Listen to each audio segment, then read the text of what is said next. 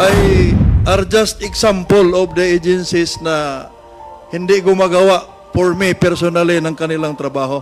In the proper time, Mr. Chair, I will move that these agencies, who failed to do their duties and responsibilities as mandated by their charter can also be investigated for possible administrative liabilities. Kasi hindi magkaganito. Hindi lalalim yung mga violation na yan kung walang pabaya na government agency. Because all, the police power are there. May police power of the state. Kaya nandyan kayo. Hindi nyo kinagawa eh.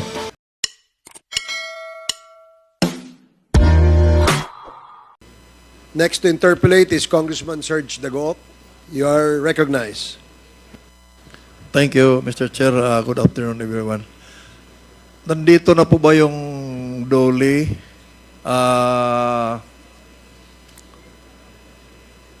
Is at saka Pag-ibig.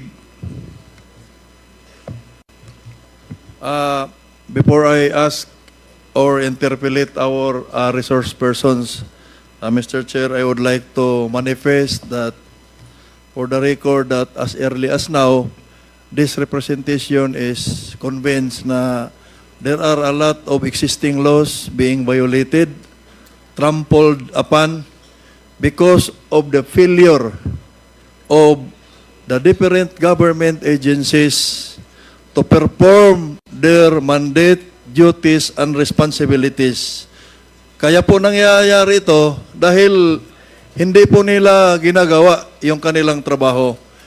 Itong tatlong agencies, Mr. Chair, na I requested to be present into this hearing in our last hearing in Pampanga are just example of the agencies na hindi gumagawa for me personally ng kanilang trabaho.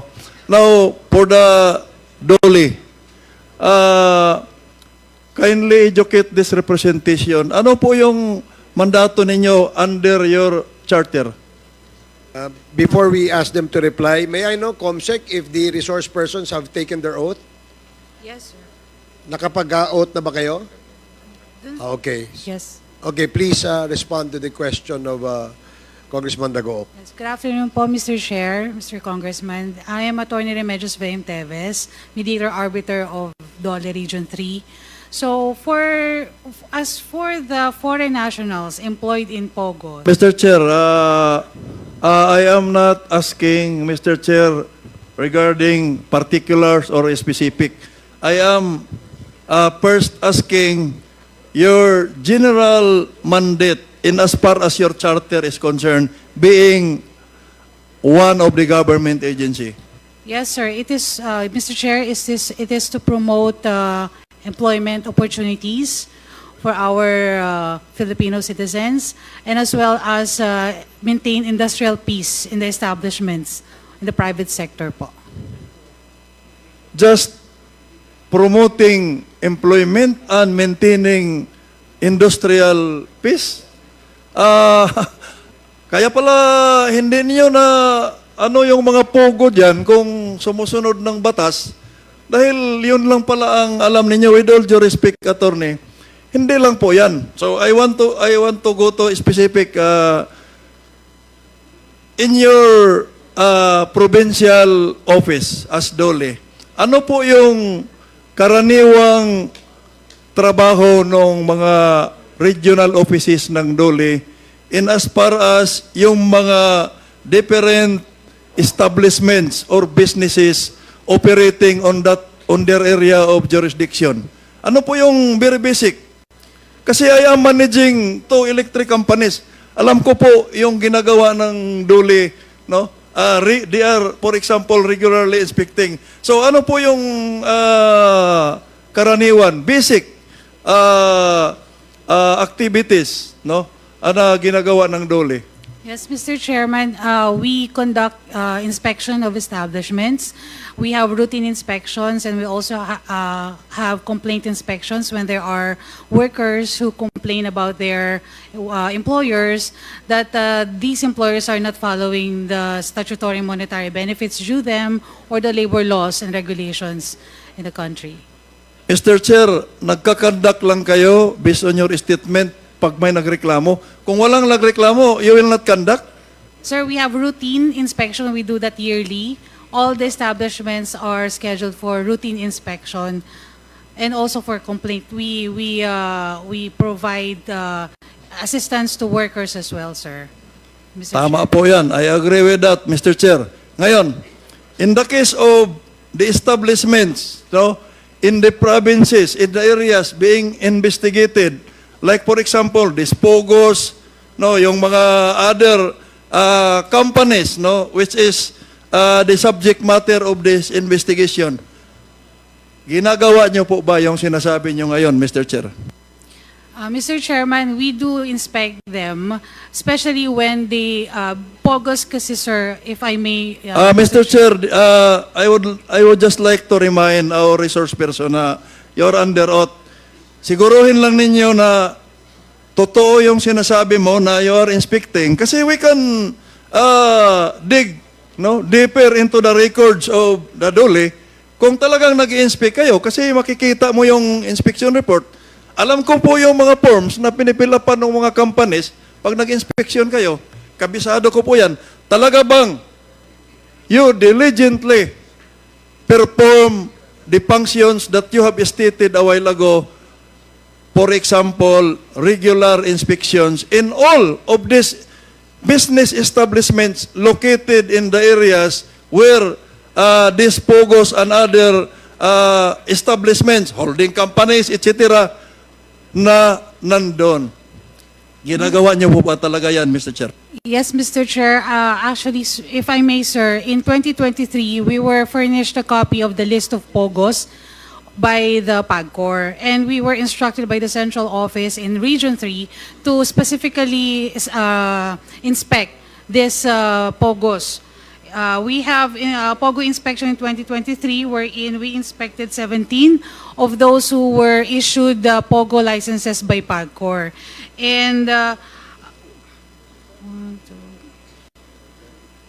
almost majority of them are already closed at the time of our inspection, including the subject POGO Lucky South 99 outsourcing po in 2023. Mr. Chair, can I ask the resource person, anong taon kayo nag-start pag inspection? For example, inspection lang. Hindi pa kasama yung other jobs, no, na gagawin dapat ng DOLE. Anong taon po yon for the record, Mr. Chair? We do, Mr. Chairman, we do the inspection yearly po. Yearly. Yearly nga, pero anong ang taon kayo nag-start? In what particular, sorry, Mr. Chair, if I may. I am asking doon sa mga areas where these establishments, no, are located, which is the subject of investigation of these committees. Anong taon kayo nag-start na nag-inspection, for example? Another related activities na basically performed by your agency. Yes, Mr. Chairman, we conduct inspection first when the POGO establishment applies for AEP for the first time, sir. Kailan nga yun? Kailan nga? Depende po, Mr. Chair, depende po kung kailan sila mag-a-apply for AEPs. Anong taon nga? Anong taon? I am asking specific year. That would depend on what establishment, sir. I do not have the data with me. I just Bakit pumunta ka pa dito kung hindi mo alam with all due respect doon sa ating resource person? I am asking your presence here in the last hearing kasi you play a very vital role. Bakit nagkaganito na ngayon lang natin na-establish na ang dami palang mga empleyado yung mga POGO na yan at gumagawa na. Kasi you are not doing your job. I just want to establish, Mr. Chair, na hindi po ginagawa. DOLE is one of the agency who failed to perform their job diligently. So kindly, for the interest of time, kasi marami pang magtatanong, may I move, Mr. Chair, that DOLE will submit to this committee because this is in aid of legislation. Kailangan nating matingnan yung mandato nila. And aside from aid of legislation, in the proper time, Mr. Chair, I will move that these agencies, no, who failed to do their duties and responsibilities as mandated by their charter can also be investigated for possible administrative liabilities. Kasi hindi magkaganito. Hindi lalalim yung mga violation na yan kung walang pabaya na government agency. Because all, no, the police power are there. May police power of the state. Kaya nandyan kayo. Hindi nyo ginagawa eh. So, I move, Mr. Chair, that they will submit all the records, no, regarding doon sa mga pugo and other establishments in the areas where these establishments are located. Yung mga ginagawa nila aside pang inspection, ano pa yung other basic, no, basic activities na piniperform nyo regularly sa mga establishments, not only sa Pugo, but the other establishments located in the area. May mga trainings ba kayong ginawa? Kasi those are part of the, there are a lot. I will no longer enumerate them. Alam na ninyo. So, I move, Mr. Chair, that will be submitted for perusal para makita natin kung talagang regularly they are performing diligently their duties and responsibilities. Okay. Thank you, Congressman Dagoc. The data and records that you are requiring DOLE to submit have already been submitted by DOLE Central Office, and we will provide you, Your Honor, a copy of such records. Thank you. Records on their implementation of the different programs and like for example inspection, regular inspection. The inspection was not included in the reports that they submitted. Perhaps Isa lang it's yan still- because they should be conducting trainings. Kasi kung kinakonduct nila yon, makikita nila na baka yung report ng halimbawa Pogo nagre-report lang na 10 lang yung empleyado. Pagpunta nila doon ay ang dami palang tao doon.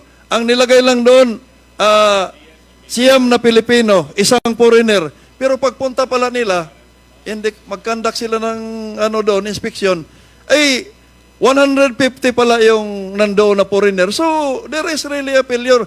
I'm sure of that.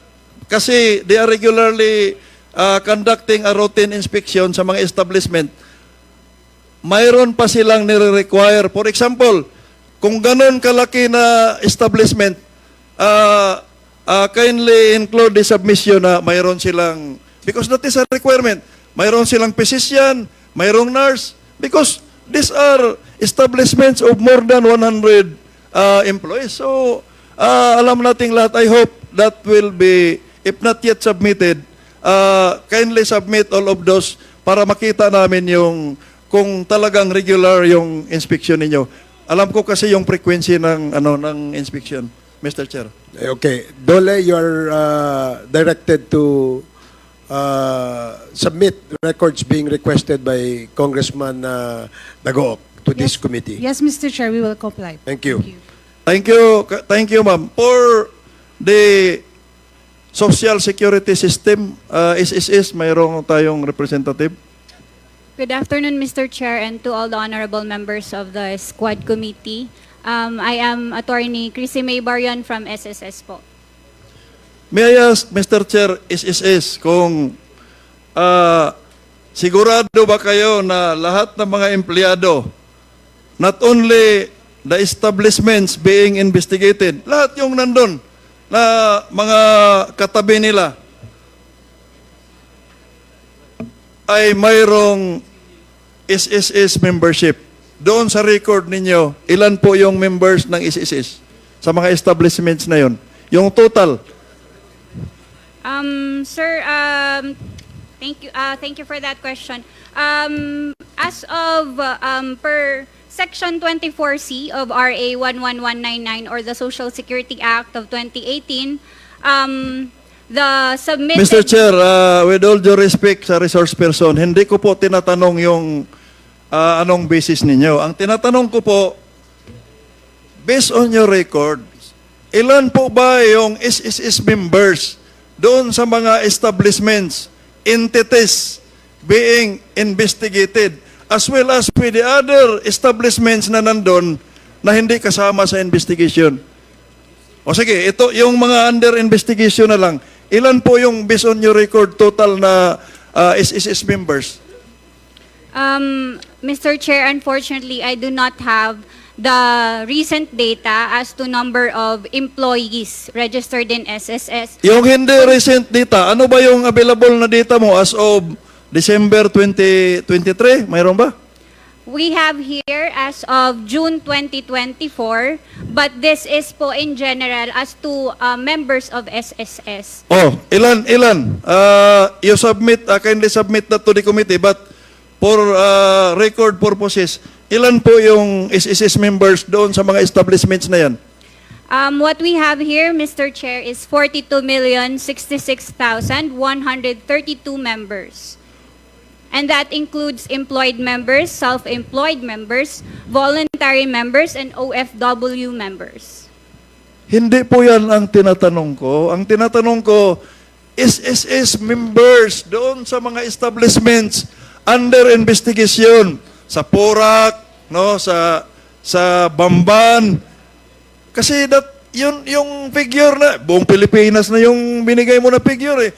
Gusto ko lang kasi ma-establish, Mr. Chair, kung talagang ginagawa nyo yung trabaho ninyo. Because supposed to be, ang mga empleyado sa mga establishments under investigation ay member ng SSS para ma-reconcile natin ilan yung record ng DOLE, ilang empleyado, ilan din yung record ni SSS. Kung magkatugma, I only ask yung mga SSS members doon sa mga establishments under investigations. Hindi yung buong Pilipinas na kasama yung OFW. Because we are not investigating OFW here. Apologies, Mr. Chair. We, as mentioned earlier, we do not have the data for the subject POGOs in the area of investigation. However, next hearing we will after this hearing we will refer the matter to the functional SSS key unit, and then next meeting we will be submitting the record. Mr. Chair, yun ang problema sa atin dito eh. When you were invited to appear before this committee, sa tingin ninyo, with all due respect, you are a lawyer, common sense will tell you, no? Anong purpose? Bakit kayo pinapa-attend dito? In relation with your mandate. So, bakit hindi kayo nagdadala ng data? Then, bakit pa kayo nag-attend dito? Yun ang naobserbahan ko. 5 years na ako sa Committee on Dangerous Drugs, 5 years na ako sa Public Accounts, Public Order and Safety, itong tatlong committee na to. 5 years na akong member dito, pero ganun palagi yung mga ano. Again, Mr. Chair, I would like to move na the SSS, no, should submit. I am only asking the SSS members of all the employees, no, on this particular establishments and businesses under investigation. Hindi ko po hinihingi. Then, kung anong taon nag-umpisa yung mga membership nila, para malaman natin kung mag-coincide yan doon sa pitsa ng kanilang operasyon, official operasyon, at saka yung pagka-membro ng mga ano. Then, to continue, Mr. Chair, no? Alam ba ng DOLE na mayroong mga foreigners na mga empleyado sa mga establishments na to? Mr. Chair, yes po. When we conduct the inspection, we have a checklist. So there in the checklist, there's the data on how many are foreign nationals, how many are Filipinos, how many are female, male, how many in total. And if we see that some of the foreign nationals cannot present an alien employment permit wherein they are authorized to work, engage in gainful employment in the Philippines, then we submit the result of the inspection to the regional office for the conduct of a conference or hearing wherein they'll be directed to explain why there are no alien employment permits issued with the foreign nationals found therein being working in the establishment during inspection, sir. Mr. Chair, mayroon ba kayong report na may submit sa committee regarding that matter na mayroon kayong you have found out that they are foreigners, mga walang permit? Mayroon po ba for the record? We have data, Your Honor, on how many alien employment permits were issued as to the number of foreign nationals reported to us by the establishment.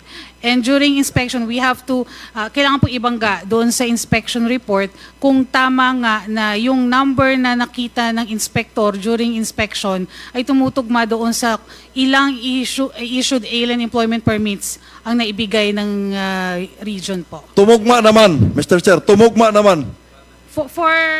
For Lucky South 99 po, all of them were already revoked as of April 2024 because of the issuance of PAGCOR that they have already canceled the POGO license of Lucky South 99 for Di nga, noong may license pa sila, tumugma ba yung number doon sa in-apply nila, ni-report na number of employees based on your inspection, tumugma ba?